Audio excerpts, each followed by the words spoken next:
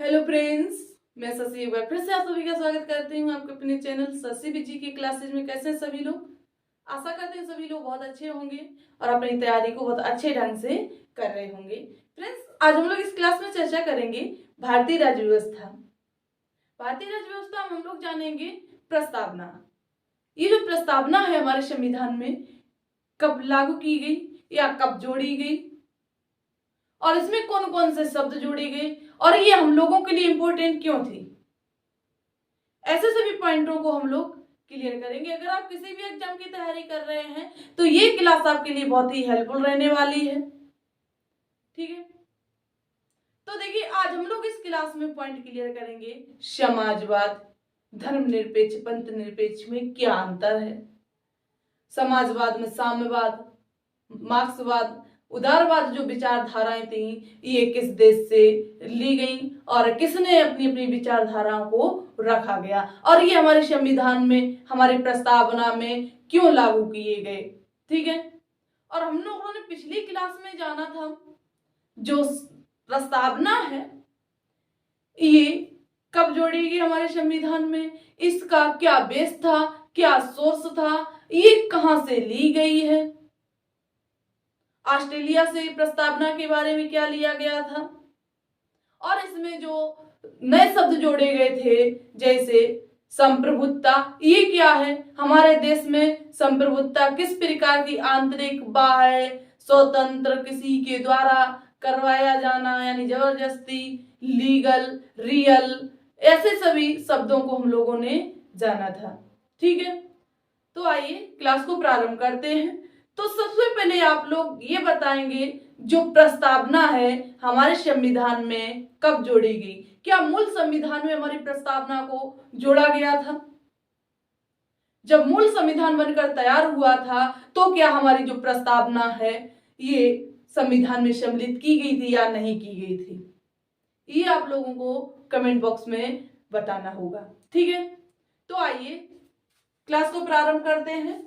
तो आप लोग नोट्स बनाते हुए चलें, सभी लोग कॉपी पेन लेकर बैठ जाएं अच्छे से और सभी पॉइंटों को नोट करते हुए चलें ताकि आपको आसानी से याद होते रहे। ठीक है, तो पॉइंट बनाइएगा समाजवादी। हम लोगों ने संप्रभुता को पढ़ लिया था, आज हम लोग पढ़ेंगे समाजवादी। देखिए हमने इसको याद करने के लिए, इसके क्रम को याद करने के लिए कुछ एक ट्रिक दी थी, ट्रिपल एस डी आर। कौन सी दी थी? Triple S D R. Triple S D R. ठीक है, जिसमें एक शब्द हम लोगों ने पढ़ लिया था, एक पॉइंट हम लोगों ने क्लियर कर लिया था, संप्रभुता। कौन सा पॉइंट? संप्रभुता, यानी कि शेवरिंग हम लोगों ने पढ़ ली थी। ठीक है, तो आज हम लोग पढ़ेंगे समाजवादी यानी सोशलिस्ट। ठीक है, समाजवादी इसको बोलते हैं सोशलिस्ट। ठीक है, अब हम लोग जानेंगे जो ये समाजवादी है इसका मीनिंग क्या है, ये हमारे संविधान में, हमारी प्रस्तावना में कब लागू किया गया, कब जोड़ा गया, इसका जो अर्थ है वो क्या है, इसमें जो शब्द जोड़े गए उदारवाद, मार्क्सवाद, समाजवाद, साम्यवादी विचारधाराएं थी किसने दी और ये किस किस देश में किस प्रकार लागू होते हैं। ठीक है, तो आइए इसमें देखिए जो हमारा शब्द दिया गया है समाजवाद, दिखाई पड़ रहा है आपको? क्लियर क्लियर, चलिए बहुत से। देखिए ये हमारे संविधान में जोड़ा गया था 42वें संविधान संशोधन सन 1976 ईस्वी में, ये हमारे संविधान में सम्मिलित कर लिया गया था। कब कर लिया गया था? 42वें संविधान संशोधन, 42वें संविधान संशोधन 42वें संविधान संशोधन सन 1976 ईस्वी को हमारे संविधान में या कहीं हमारी प्रस्तावना में ये लीगल रूप से जोड़ लिया गया था, शामिल कर लिया गया था। ठीक है, इसके बाद बात आती है जो ये समाजवाद शब्द है इसका अर्थ क्या है, मीनिंग क्या है और ये किसके बारे में जानकारी देता है। तो देखिए जो समाजवादी शब्द है ये भारत की अर्थव्यवस्था के बारे में बताता है या हमको अर्थव्यवस्था के बारे में जानकारी देता है या हमको जानकारी प्राप्त होती है। ठीक है, किसके बारे में बताता है, भारत की अर्थव्यवस्था के बारे में, किस प्रकार की व्यवस्था है। ठीक है, भारत की अर्थव्यवस्था के बारे में जानकारी मिलती है। किसके बारे में जानकारी मिलती है, भारत की अर्थव्यवस्था के बारे में जानकारी मिलती है। इतना क्लियर हुआ आप लोगों को। चलिए देखिए अब हम लोग बात करते हैं कुछ इकोनॉमिक तरफ, अर्थशास्त्र की तरफ।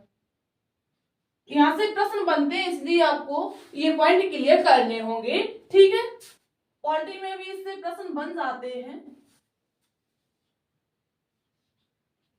देखिए इसमें कुछ विचारधाराएं थी जिसके बेस पर भारत की अर्थव्यवस्था या किसी अन्य देश की अर्थव्यवस्था चलती है। ठीक है, अब हम लोग जानेंगे जो हमारे देश की अर्थव्यवस्था है ये किस बेस पर थी, किस विचारधारा पर आधारित थी। ठीक है, तो देखिए इसमें एक विचारधारा आई उदारवाद। कौन सी विचारधारा आई, उदारवाद विचारधारा। इसके बाद एक विचारधारा आई उदारवाद के बाद एक विचारधारा आई मार्क्सवाद। कौन सी, मार्क्सवाद, मार्क्सवाद विचारधारा। मार्क्सवाद के बाद आई समाजवाद। कौन सी विचारधारा आई, समाजवाद। और इसके बाद एक विचारधारा और आई वो थी साम्यवाद। कौन सी विचारधारा थी, साम्यवाद। ठीक है, इतने पॉइंट क्लियर हो गए आप लोगों के। कौन कौन सी विचारधाराएं अर्थव्यवस्था के आधार पर देखने को मिलती हैं, उदारवाद, मार्क्सवाद, समाजवाद और साम्यवाद। ठीक है, अब देखिए इन सभी विचारधाराओं में लास्ट में देखिए हम लोगों को क्या देखने को मिल रहा है, वाद। इसमें भी वाद है, इसमें भी वाद है, इसमें भी वाद है। चारों में मिल रहा है या नहीं, तो इन चारों में मिल रहा है वाद, उदारवाद, मार्क्सवाद, समाजवाद, साम्यवाद। और इस वाद का अर्थ है क्या, पैसा। इसका अर्थ क्या है, वाद का अर्थ क्या है, पैसा। यानी पैसे के आधार पर ही तो किसी भी देश की अर्थव्यवस्था चलती है। ठीक है, तो इस वाद का अर्थ क्या हो जाएगा, पैसा। ठीक है, अब देखिए उदारवाद में क्या था, उदारवाद में कहा गया था कि जो सरकार होगी, सरकार को जो कानून है बिल्कुल आजादी के तहत स्वतंत्र रूप से चलाने को दिए जाएंगे, या कह सकते हैं कि सरकार को फ्री अर्थव्यवस्था चलाने को दे दिया जाए या उस पर छोड़ दी जाए। तो कौन सी विचारधारा थी, उदारवादी विचारधारा। यहीं पर एक शब्द निकल कर आता है, निजीकरण। स्वयं सरकार करती, जो भी करे सरकार करती थी। ठीक है, यानी सरकार को फ्री अर्थव्यवस्था चलाने के लिए छोड़ दिया जाए। ये किस विचारधारा पर आधारित था, तो ये आधारित था उदारवाद विचारधारा पर। ठीक है, तो इससे पहले हम लोग जानेंगे जो उदारवाद विचारधारा है ये किसके द्वारा दी गई है। ठीक है, इसमें एक व्यक्ति हुए, कौन, John Locke. John Locke, John Locke, ये जॉन लॉक के द्वारा ये प्रस्तावना या कहें ये विचारधारा दी गई। ठीक है, तो इन्होंने क्या कहा था? इन्होंने कहा था कि सरकार को फ्री अर्थव्यवस्था चलाने के लिए छोड़ देना चाहिए। सरकार को फ्री अर्थव्यवस्था, फ्री अर्थव्यवस्था चलाने के लिए छोड़ देना चाहिए। चलाने के लिए छोड़ देना चाहिए। किसके लिए छोड़ देना चाहिए? फ्री अर्थव्यवस्था चलाने के लिए छोड़ देना चाहिए। यहीं पर एक शब्द निकल कर आया, कौन सा? निजी अर्थव्यवस्था। जो कुछ भी करेगी सरकार करेगी। ठीक है, निजी अर्थव्यवस्था यानी पर्सनल इकोनॉमी, निजी अर्थव्यवस्था। ठीक है, या कहें निजीकरण कर दिया गया था। निजीकरण मतलब प्राइवेट। ठीक है, अब देखिए इसमें कुछ संस्थाएं बनाई गई, जैसे स्कूल हो गया यानी विद्यालय, जैसे विद्यालय, चिकित्सा या चिकित्सालय,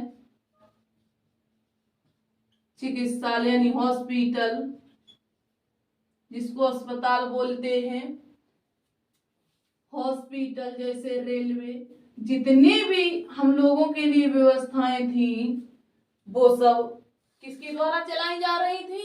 सरकार के द्वारा चलाई जा रही थी। इसके बाद इसमें एक व्यक्ति आए, मार्क्सवाद। मार्क्सवाद विचारधारा में एक व्यक्ति आए, कार्ल मार्क्स। कौन आए? Karl Marx. देखिए इन्होंने इस विचारधारा पर अपना क्या विचार दिया, तो देखिए ध्यान देना है आप लोगों को।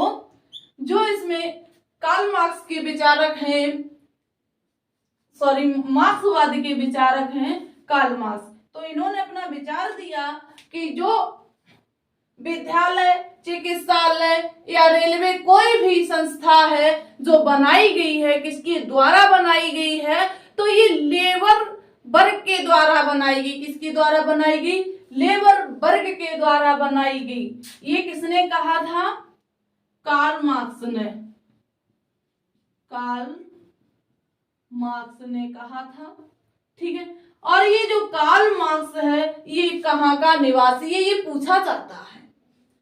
तो ध्यान देना है, जो कार्ल मार्क्स है ये जर्मन का निवासी है। कहाँ का निवासी है? जर्मन का निवासी है, यानी जर्मनी का। ठीक है, ये जर्मनी का निवासी है। ठीक है, अब देखिए इसने क्यों इसके बारे में अपना क्या विचार रखा था? जो उदारवाद विचारधारा है, तो इसके बारे में कार्ल मार्क्स ने क्या कहा था कि ये जो संस्थाएं बनाई गई हैं, ये सरकार जो चला रही है, अपने आधार पर चला रही है। तो ये जो संस्थाएं बनाई गई हैं किसके द्वारा बनाई गई हैं? ये बनाई गई हैं लेबर वर्ग के द्वारा, यानी मजदूर वर्ग के द्वारा। लेबर वर्ग के द्वारा बनाई गई, लेबर वर्ग के द्वारा बनाई गई। अब देखिए जो लेबर वर्ग है, इन्हीं से हम लोग धीरे धीरे आगे बढ़ेंगे यहां तक, साम्यवाद तक। ठीक है, तो देखिए लेबर वर्ग है ये किससे बनता है? लेबर कहां से आती है? समाज से। ठीक है, कहां से आती है? समाज से। तो जब लेबर द्वारा ये सब संस्थाएं बनाई गई थी, तो कार्ल मार्क्स ने एक वर्ग का नाम दिया, कौन सा? लेबर वर्ग। ठीक है, इतना क्लियर हुआ आप लोगों को? अब देखिए जब लेबर वर्ग तैयार होती है कहां से? समाज से। तो देखिए समाजवाद में जो समाजवाद के विचारक हैं, जिसने ये विचारधारा दी है, कौन है? वो है लेनिन। कौन है? लेनिन। लेनिन ने अपनी विचारधारा दी। लेनिन ने, इसके विचारक हैं लेनिन। इन्होंने क्या कहा? इन्होंने कहा जो ये वर्ग तैयार होता है, लेबर वर्ग मेहनत ये करता है, लेकिन सरकार किसकी चलती है? कानून किसके चलते हैं? जो अन्य देश की सरकार थी, या कहें सरकार के द्वारा बताए गए कानूनों के आधार पर चलती थी। लेकिन ये सरकार जनता के द्वारा नहीं चुनी जाती थी, इस वर्ग के द्वारा नहीं चुनी जाती थी। तो लेनिन ने कहा, जो लेनिन है, इन्होंने कहा कि समाज के द्वारा सरकार होनी चाहिए। इन्होंने क्या कहा? इन्होंने अपना विचार दिया। लेनिन ने कहा कि समाज के द्वारा सरकार होनी चाहिए। यानी अब इन्होंने कह दिया कि जो देश की जनता है, इसके द्वारा सरकार चुनी जानी चाहिए। वो अपने आधार पर चुनेंगे कि हमारे लिए क्या सही है और क्या गलत है। ठीक है? समाज के द्वारा सरकार होनी चाहिए। इतना क्लियर हुआ? अब देखिए, जब इतना कह दिया गया कि ये समाज के द्वारा सरकार होनी चाहिए, इसके बाद हम लोग आगे बढ़ते हैं। साम्यवाद ये क्या है? जो देखिए साम्यवाद विचारधारा है, ये चीन में अपनाई जाती है। ये कहाँ चलती है विचारधारा? साम्यवाद विचारधारा। तो जो साम्यवाद विचारधारा है, ये चाइना में चलती है, चीन देश में चलती है। कहाँ चलती है? चीन देश में चलती है। देखिए, तो इसमें चीन है, ये किस प्रकार इस विचारधारा को अपने यहाँ उतारती है, किस आधार पर? तो चीन में कम्युनिटिकल एक वर्ग बनाया गया, यानी कुछ लोगों का समूह होना चाहिए। तो जो चीन के निवासी थे, उन लोगों ने कहा था कि जो साम्यवाद है, जो यहाँ की व्यवस्था है, जो यहाँ की अर्थव्यवस्था है, ये कुछ लोगों के समूह के आधार पर होनी चाहिए। तो ये विचारधारा दी किसने थी? ये पॉइंट बनता है, यहाँ से प्रश्न पूछा जाएगा। जो समाजवाद विचारधारा है, ये किसके द्वारा दी गई है? तो ध्यान देना है, ये जो समाजवाद विचारधारा है, ये दी गई है माओ तसे तुंग के द्वारा। किसके द्वारा दी गई है? माओ तसे तुंग के द्वारा ये विचारधारा दी गई है। माओ तसे तुंग के द्वारा। ये वहां के नाम ही ऐसे होते हैं। ठीक है, ये याद भी हो जाएगा। ये विचारधारा कहाँ पर चलती है, किस देश में अपनाई गई है? तो ये चलती है चीन देश में। तो इन्होंने क्या कहा है? तो जो माओ तसे तुंग थे, इन्होंने कहा कि ये जो विचारधारा है, हमारे देश की अर्थव्यवस्था है, ये कुछ लोगों के समूह के आधार पर होनी चाहिए। ठीक है, कुछ लोगों का समूह होना चाहिए। कुछ लोगों का समूह होना चाहिए। ठीक है, इतना क्लियर हो गया? चलिए, तो आशा करती हूँ कि आपको ये पॉइंट क्लियर हो गए होंगे। एक बार फिर से देख लीजिएगा। जो समाजवादी शब्द है, ये 42वें संविधान संशोधन 1976 ईस्वी में जोड़ा गया। ये समाजवाद की जानकारी देता है, ये अर्थव्यवस्था के बारे में बताता है। अर्थव्यवस्था में कुछ विचारधाराएं आई, जैसे उदारवादी विचारधारा, मार्क्सवादी विचारधारा और समाजवादी विचारधारा और साम्यवाद विचारधारा। इसके जो विचारक थे कौन कौन थे? उदारवादी विचारधारा के विचारक थे जोहन लॉक, एक व्यक्ति हुए थे जोहन लॉक जिन्होंने उदारवादी विचारधारा दी थी। और इसके बाद कार्ल मार्क्स जो मार्क्सवाद विचारधारा है इसके विचारक थे कार्ल मार्क्स। ये इनके नाम पर ही आधारित थी, इनके नाम पर ही ये विचारधारा का नाम दे दिया गया था, इसीलिए इसको कहा गया था मार्क्सवाद विचारधारा। ठीक है, इस विचारधारा के बाद दूसरी विचारधारा आती है समाजवाद। समाजवाद विचारधारा के विचारक थे लेनिन। ठीक है, इसके बाद विचारधारा आती है साम्यवाद। ये साम्यवाद विचारधारा चीन में अपनाई गई और उसमें जो विचारक थे साम्यवाद विचारधारा के विचारक थे माओ त्से तुंग। इतना क्लियर हो गया। चलिए तो एक बार सभी लोग स्क्रीनशॉट लेंगे। इसके बाद हम लोग जानेंगे इसमें जो सरकार चलती थी कितने प्रकार से चलती थी और किस विचारधारा के आधार पर चलती थी। ठीक है, तो सभी ने ले ली स्क्रीनशॉट। चलिए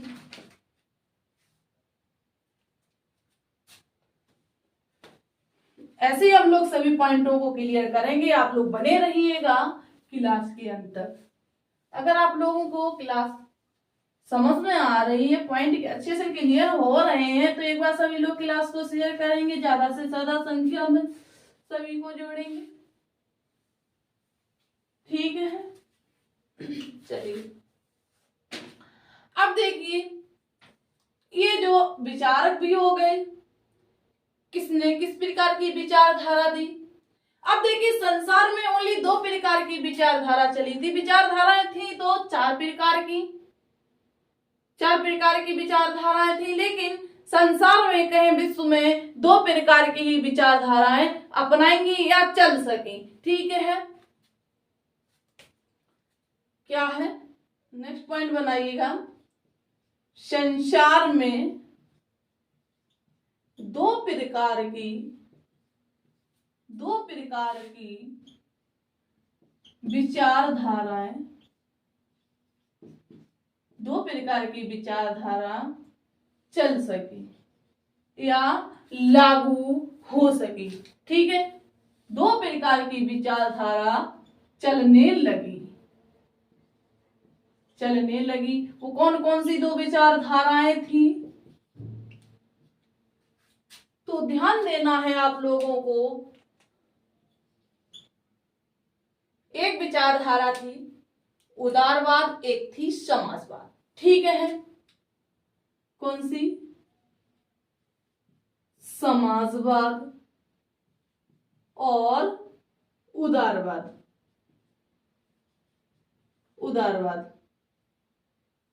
देखिए एक समय की बात है जब पाकिस्तान और भारत में भयंकर युद्ध हुआ था।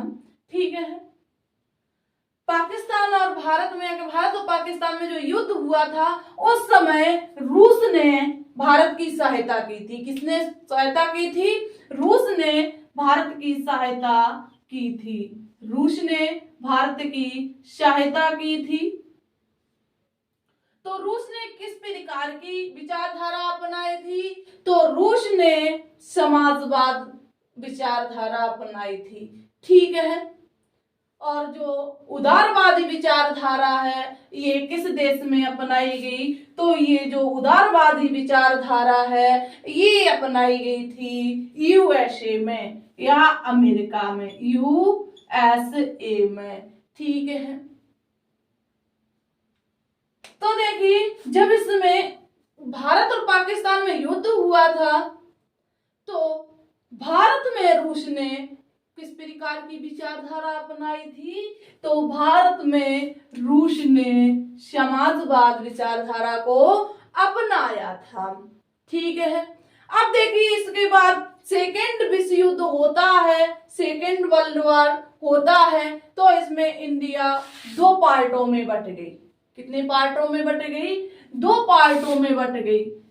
यानी इसके डायरेक्शन के हिसाब से देखा जाए तो पूर्व और पश्चिम में। ठीक है, अब देखिए पूर्व में किस प्रकार की विचारधारा चल रही थी और पश्चिम में किस प्रकार की विचारधारा चल रही थी। तो देखिए हमने बताया आपको कि द्वितीय वर्ल्ड वार के बाद जो भारत की अर्थव्यवस्था थी ये कितने पार्टों में विभाजित हो गई थी, तो ये 2 पार्टों में बट गई थी। ठीक है, वो विचारधाराएं कौन कौन सी थी, तो एक तो थी समाजवाद और एक थी उदारवाद। कौन कौन सी 2 विचारधाराएं थी जो भारत में अपनाई गई थी, एक थी उदारवाद और एक थी समाजवाद। यही विचारधाराएं भारत में अपनाई गई थी। ठीक है, अब कुछ समय बाद भारत ने किसी भी विचारधारा को अब नहीं अपनाया था, इन दोनों विचारधारा को छोड़ दिया था। और जहां पर किसी प्रकार की विचारधारा ना अपनाई जाए तो वहां किस प्रकार की विचारधारा होगी, गुट निरपेक्ष। कौन सी विचारधारा चलेगी, कौन सा गुट चलेगा, तो गुट निरपेक्ष, जहां पर किसी प्रकार की व्यवस्था ना हो, ना तो समाजवाद और ना ही उदारवाद। ठीक है, अब देखिए इसमें जो गुट निरपेक्ष नाम दिया गया था, जो गुट निरपेक्ष ग्रुप था या कहें जो व्यवस्था थी, ये किसके द्वारा शामिल की गई थी, तो आप लोगों ने नाम सुना होगा JL नेहरू। इसका JL नेहरू। पंडित जवाहरलाल नेहरू ने गुट निरपेक्ष विचारधारा को, किसको, गुट निरपेक्ष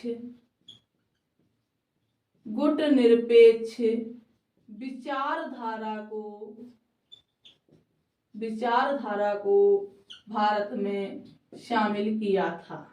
किसने किया था,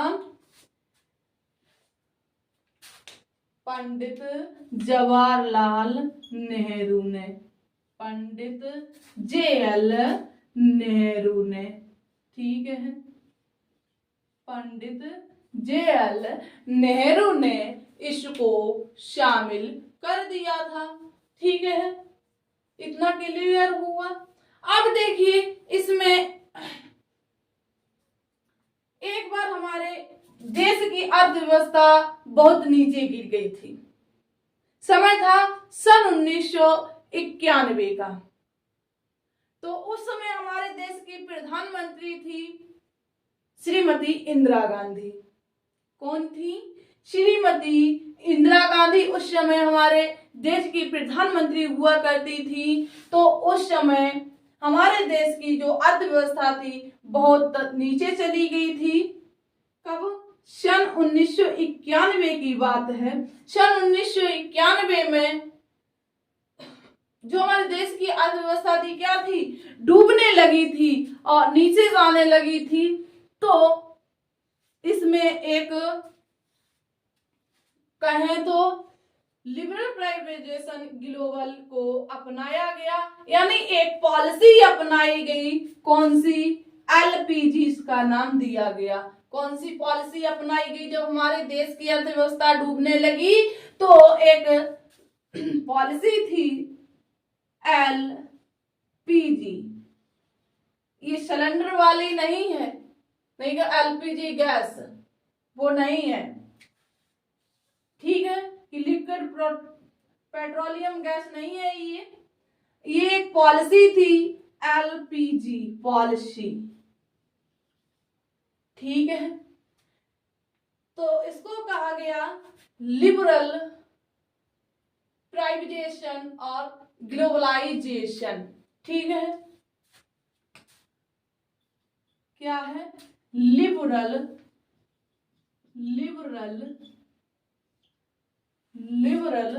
प्राइवेटाइजेशन, प्राइवेलाइजेशन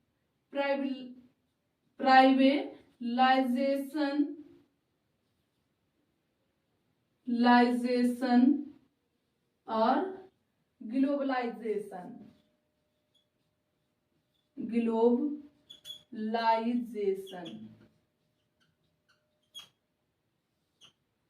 ठीक है,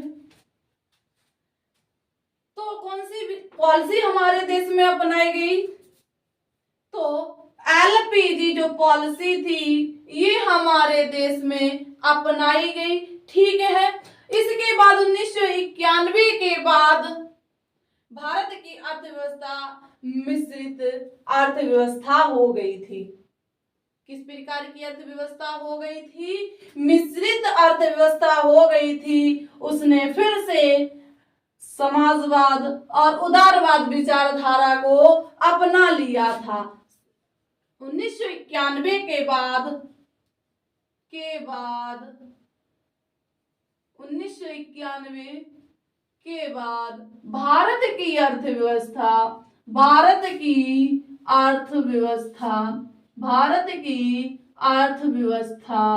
कैसी हो गई थी? मिश्रित इकोनॉमिक यानी मिश्रित अर्थव्यवस्था हो गई थी। भारत की व्यवस्था कैसी हो गई थी? मिश्रित अर्थव्यवस्था हो गई थी, जिसको मिक्स इकोनॉमी कहा जाता है। कौन सी व्यवस्था हो गई थी? Mix economic, mix economy, mix economy. ठीक है, इसी को कहते हैं मिश्रित अर्थव्यवस्था। क्या कहते हैं? मिश्रित अर्थव्यवस्था, मिश्रित अर्थव्यवस्था। ठीक है, सन 1991 के बाद भारत ने किस प्रकार की अर्थव्यवस्था को अपनाया था? तो मिक्स इकोनॉमी यानी मिश्रित अर्थव्यवस्था को अपना लिया था। इतना क्लियर हो गया। चलिए अब देखिए, इसमें जो मेन बात है ये समाजवाद, ये क्या है? तो देखिए, जहां पर समाज के द्वारा चलाया गया शासन या समाज के द्वारा व्यवस्था चल रही हो उसे समाजवादी विचारधारा या समाजवाद कहते हैं। ठीक है, सॉरी, पॉइंट बनेगा कि जहां पर समाज के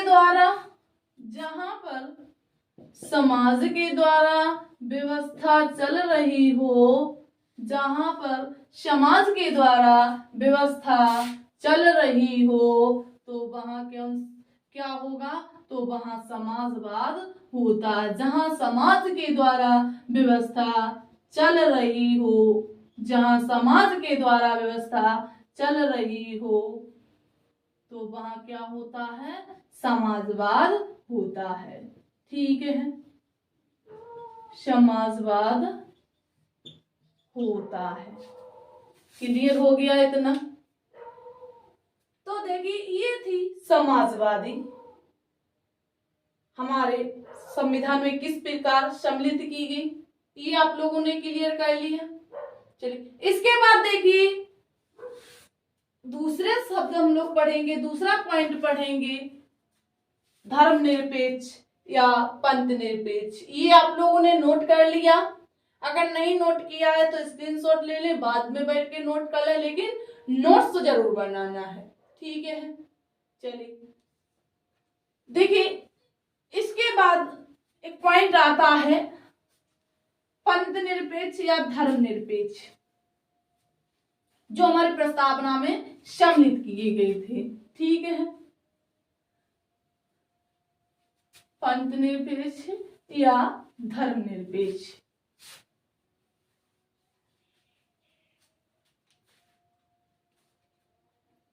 इसको बोलते हैं सेकुलर। क्या बोलते हैं? Secular, secular. धर्मनिरपेक्ष, धर्मनिरपेक्ष या पंथ निरपेक्ष, धर्मनिरपेक्ष या पंथ निरपेक्ष। देखिए हम लोग इनको अलग अलग पढ़ेंगे, अब अलग अलग जानेंगे कि धर्मनिरपेक्ष क्या है और पंथ निरपेक्ष क्या है। ठीक है, लेकिन इसका इंग्लिश मीनिंग यही एक ही होता है, सेकुलर। ठीक है, इसका इंग्लिश वर्ड एक ही होता है, कौन सा होता है, सेकुलर होता है। ठीक है, इतना क्लियर हुआ। चलिए बहुत अच्छे। देखिए ये जो सेकुलर है, धर्मनिरपेक्ष या पंथ निरपेक्ष, ये क्या है, तो ध्यान देना आप लोगों को। इसमें जो व्यवस्था थी धर्मनिरपेक्ष या पंथ निरपेक्ष, इसे 3 पार्टों में विभाजित किया गया था। कितने पार्टों में विभाजित किया गया था, 3 पार्टों में बांटा गया था। इसके पार्ट कौन कौन से हैं, ये नोट करने हैं पॉइंट आपको।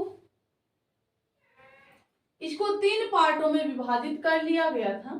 ठीक है, 3 पार्टों में विभाजित कर लिया गया था। एक है एथिस्ट, कौन सी, एथिस्ट कंट्री, इसे स्टेट के आधार पर बांटा गया था। ठीक है, एथिस्ट कंट्री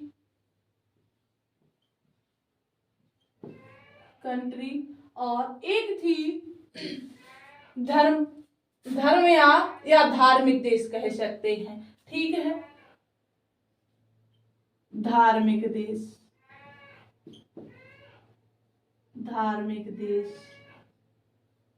और एक थी पंथ निरपेक्ष, कौन सी, पंथ निरपेक्ष या धर्म निरपेक्ष,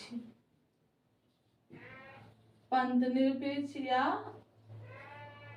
धर्म निरपेक्ष, पंथ निरपेक्ष या धर्म निरपेक्ष।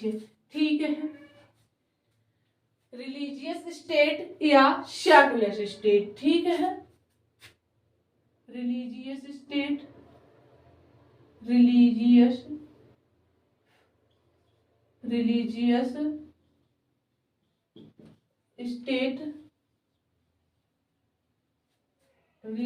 स्टेट और इसको कह सकते हैं सेकुलर। ठीक है, चलिए अब देखिए जो एथिस्ट कंट्री है इसको क्या कहते हैं, नास्तिक। क्या कहते हैं, नास्तिक देश, नास्तिक। ठीक है, इसको क्या कहते हैं, नास्तिक। इसे नास्तिक क्यों कहा गया, आप लोग जानते हो नास्तिक क्या होता है, नास्तिक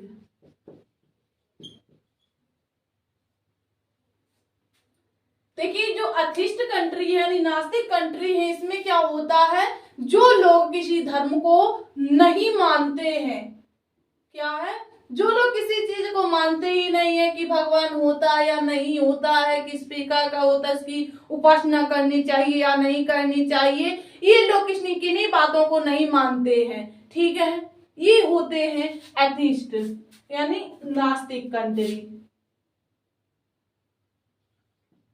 कि जो लोग धर्म को नहीं मानते हैं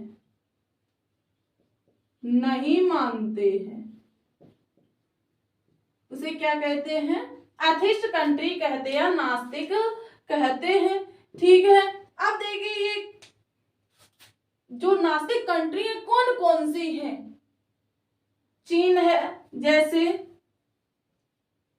चीन है और चीन के बाद दक्षिण कोरिया, ऐसे कई देश हैं जो नास्तिक जैसी धर्म को नहीं अपनाते हैं या कहें किसी को मानते ही नहीं हैं। ठीक है, चीन या दक्षिण कोरिया, इतना क्लियर हो गया।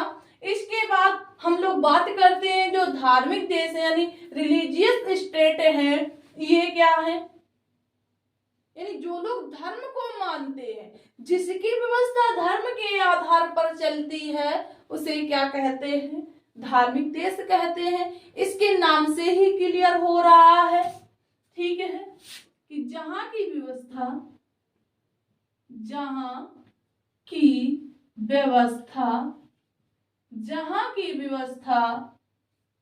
धर्म के आधार पर चलती हो, धर्म के आधार पर चलती हो। देखिए आज हमारे भारत की ये दशा होने वाली है, ठीक है, आधार पर चलती हो। देखिए हमारे भारत में भी हर चीजें धर्म से ही जोड़ दी गई हैं, चाहे वो इकोनॉमी हो, चाहे वो सोशलिस्ट हो, कोई भी चीज हो, सब कुछ किसमें जोड़ दी गई है? ये जोड़ दी गई है। ये मक्खी परेशान करके रख रही है उतनी देर से, क्यों भाई? मधुमक्खी है।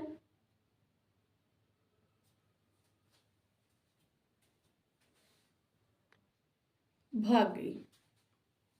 देखिए हम लोग बात कर रहे हैं धार्मिक देश, ठीक है, तो धार्मिक देश जो धर्म के आधार पर जिस देश की व्यवस्था चलती है, वहां कैसी कंट्री हो जाती है? रिलीजियस स्टेट हो जाते हैं। तो ये रिलीजियस स्टेट कौन कौन से हैं जहां पर धर्म के आधार पर व्यवस्था चलती है? ऐसे कौन कौन से देश हैं? जैसे श्रीलंका हो गया, श्रीलंका में भी धर्म के आधार पर व्यवस्था चलती है। श्रीलंका हो गया, और बांग्लादेश हो गया, बांग्लादेश हो गया। इसके बाद हम लोग बात करते हैं, बांग्लादेश के बाद ऐसे कई कंट्री हैं, जैसे पाकिस्तान है, पाकिस्तान है, ठीक है। ऐसी कई कंट्री हैं जो धर्म के आधार पर अपने व्यवस्था को चलाती हैं, ठीक है। इसके बाद हम लोग बात करते हैं धर्मनिरपेक्ष या पंथ निरपेक्ष की, ठीक है। तो सबसे पहले हम लोग जानेंगे धर्म को, फिर जानेंगे पंथ को, ये क्या होते हैं, ठीक है। चलिए तो इतना जो ये पॉइंट आप लोग नोट कर लीजिएगा, क्या नोट? चलिए तो देखिए हमारा पॉइंट क्या था? धर्म। अब हम लोग जानेंगे जो धर्म है, ये धर्म क्या है, धर्म का अर्थ क्या होता है। तो धर्म का अर्थ होता है धारण करना। क्या होता है?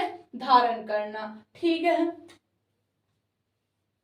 धर्म का अर्थ होता है धारण करना, धारण करना, ठीक है। प्रत्येक धर्म की अपनी एक जीवन शैली होती है। क्या होती है? प्रत्येक धर्म की अपनी एक जीवन शैली होती है। हर एक धर्म का जीवन जीने की कला अलग होती है, अलग तरीके से हर धर्म का जो कार्य है अलग तरीके से किया जाता है। मुस्लिम धर्म में कुछ और होता है, हिंदू धर्म में कुछ और होता है, और सिख धर्म में कुछ और होता है, और ईसाई धर्म में कुछ और होता है, ठीक है। जैसे मुस्लिम धर्म में लोग मस्जिद में जाते हैं, हिंदू धर्म के लोग मंदिर में जाते हैं, और जैन धर्म के लोग हैं ये कहाँ जाते हैं? चर्च में जाते हैं, या क्रिश्चियन लोग, ठीक है। क्लियर हुआ इतना? चलिए इसके बाद देखिए धर्म आप लोगों ने जान लिया क्या है? ये धर्म है धारण करना। प्रत्येक धर्म की क्या है? प्रत्येक धर्म की अपनी एक जीवन शैली होती है, अपनी एक जीवन शैली होती है, जीवन शैली होती है, जीवन शैली होती है, ठीक है। क्लियर हो गया? चलिए जिसे बोलते हैं सेट ऑफ रूल। क्या बोलते हैं? Set of rule, set of rules, ठीक है। प्रत्येक धर्म का अपना क्या होता है, सेट ऑफ रूल्स होता है। ठीक है, क्लियर हो गया इतना।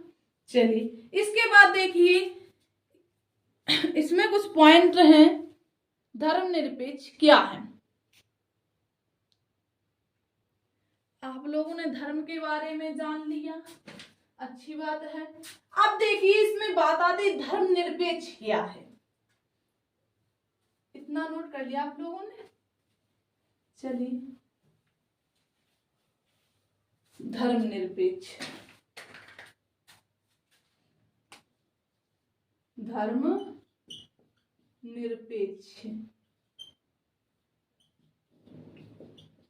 ये क्या, इसका मीनिंग क्या होता है, इसका अर्थ क्या होता है? तो देखिए जो धर्मनिरपेक्ष है, इसके कहने का मतलब होता है जो देश सभी धर्मों को बराबर मानेगा, वहां क्या होगा, वहां की व्यवस्था कैसी होगी, धर्मनिरपेक्ष होगी। ठीक है, क्या है कि जो देश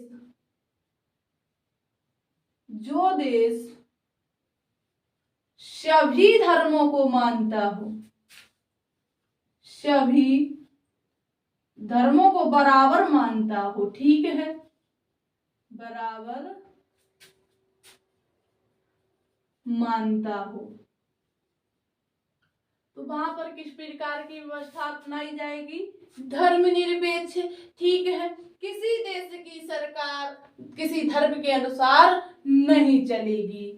इसमें एक और बात कही गई है, बताया गया है कि जो धर्मनिरपेक्ष होता है, धर्मनिरपेक्ष में किसी भी देश की सरकार धर्म के आधार पर नहीं चलेगी, धर्म के अकॉर्डिंग नहीं चलेगी। किसी भी देश की सरकार है, सरकार धर्म के अनुसार नहीं चलेगी। ठीक है, क्लियर हो गया। जहां पर किसी भी देश की जो सरकार है, गवर्नमेंट है, ये किसके अनुसार नहीं चलेगी, धर्म के अनुसार नहीं चलेगी, तो वहां कौन सी व्यवस्था होगी, धर्मनिरपेक्ष होगी। ठीक है, क्लियर हो गया इतना। इसके बाद हम लोग बात करते हैं पंथ निरपेक्ष की। ठीक है, किसकी, पंथ निरपेक्ष की। ये क्या होता है, पंथ निरपेक्ष, पंथ निरपेक्ष। तो देखिए इसको भी आप लोग ध्यान रखना है, धर्म क्या होता है, पंथ क्या होता है, इसमें क्या डिफरेंस है। तो देखिए इसमें जो पंथ निरपेक्ष शब्द है, ये किसके द्वारा दिया गया है, एक प्रश्न आपसे ये बनता है। अगर आपसे पूछ दिया जाए कि जो पंथ निरपेक्ष शब्द है, ये किसके द्वारा जोड़ा गया है, पंथ का अर्थ क्या होता है, तो देखिए जो पंथ निरपेक्ष शब्द है, ये महात्मा गांधी के द्वारा, महात्मा गांधी जी के द्वारा, गांधी के द्वारा जोड़ा गया।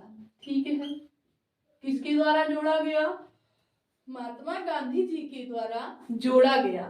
ठीक है, इन्होंने कहा था कि जो समाज के लोग हैं, ये धर्म से अलग नहीं हो सकते हैं, लेकिन पंथ से अलग हो सकते हैं।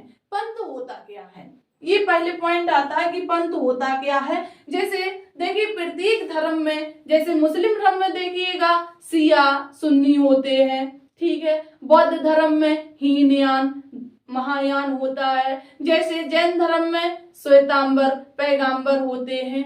ठीक है, ये देखिए पंथ है, प्रत्येक धर्म अलग अलग पंथों में बट जाता है, अलग अलग विचारधाराओं में बट जाता है, वही क्या होते हैं, पंथ होते हैं। ठीक है, यानी अलग अलग विचारधाराओं में बटना ही क्या है, पंथ होता है। ठीक है, जहां पर कोई किसी प्रकार की विचारधारा रखता है, कोई किसी प्रकार की, कोई अपने धर्म को किसी तरीके से मनाता है, कोई किसी धर्म तरीके से मानता है। ठीक है, यही होती है पंथ। क्लियर हुआ।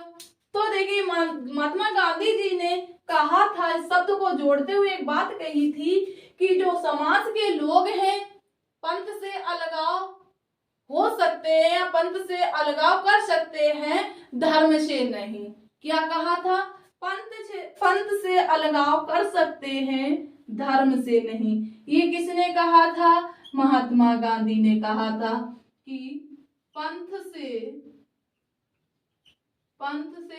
अलग हो सकते हैं, पंथ से अलग हो सकते हैं, पंथ से अलग हो सकते हैं, धर्म से नहीं।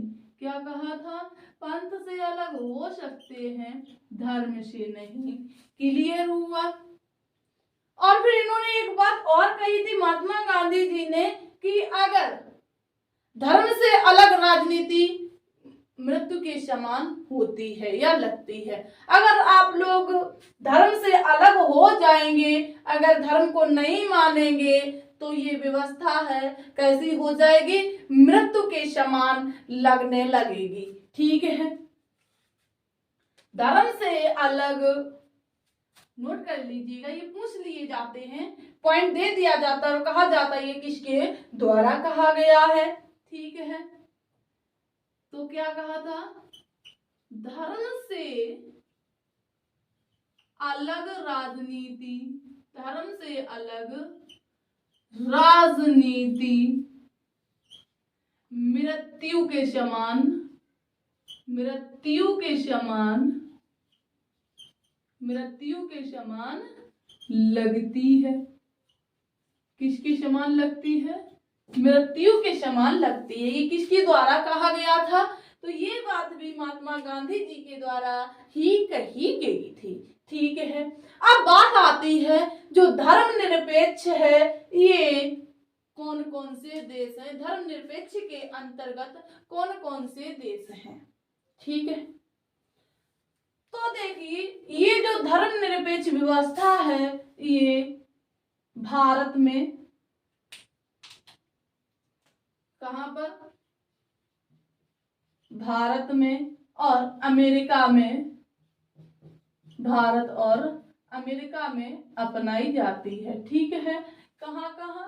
भारत और अमेरिका में। ठीक है, क्लियर हो गया? देखिए अथिस्ट कंट्री थी, इस अथिस्ट कंट्री कौन कौन सी थी? चीन थी, दक्षिण कोरिया थी। जो रिलीजियस स्टेट थे इसके अंतर्गत कौन कौन सी कंट्री आती थी? श्रीलंका है, बांग्लादेश है, पाक है। और इसके बाद धर्मनिरपेक्ष या पंथ निरपेक्ष के अंतर्गत हमारा भारत आ जाता है, हमारा अपना भारत आ जाता है और अमेरिका आ जाता है। क्लियर हुआ? तो उम्मीद है कि आपको ये पॉइंट क्लियर हो गए होंगे। इसके बाद हम लोग बात करेंगे, ये नोट कर लिया आप लोगों ने बहुत से। चलिए देखिए, इसके बाद हम लोग बात करेंगे डेमोक्रेसी यानी समाजवाद, सॉरी लोकतंत्र, डेमोक्रेसी।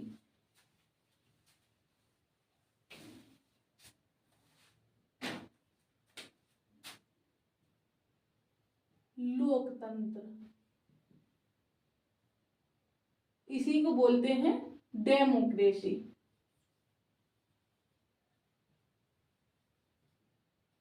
डेमोक्रेसी, ठीक है, इसको हम लोग पढ़ेंगे नेक्स्ट क्लास में, क्यों टाइम काफी हो गया है। चलिए, तो उम्मीद करती हूँ कि आपको सारे पॉइंट अच्छे से क्लियर हो गए होंगे। अगर आपको हमारा कंटेंट पसंद आता है, आप लोग कमेंट बॉक्स में जरूर बताएंगे यस या नो। अगर नहीं आता है तो भी, अगर आपको कोई डाउट रहता है तो डाउट को कमेंट कीजिएगा, आपको उसका सॉल्यूशन जरूर दिया जाएगा। ठीक है, और जो साथी अभी इस क्लास में नए जुड़े हैं, पहली बार हमारे चैनल पर आए हैं, तो हमारे चैनल को सब्सक्राइब कर लें। और जिस किसी ने अभी तक हमारे क्लास को शेयर नहीं किया है तो एक बार सभी लोग क्लास को शेयर करेंगे, लाइक करेंगे। एक बार फिर कह रहे हैं कि जो साथी इस क्लास में नए जुड़े हैं या चैनल पर पहली बार आए हैं, तो ऐसे बेस्ट कंटेंट के लिए हमारे चैनल को सब्सक्राइब कर लें और बेल आइकन को प्रेस कर लें, ताकि कोई भी वीडियो डाली जाए तो उसका नोटिफिकेशन सबसे पहले आपके पास पहुंचे। धन्यवाद।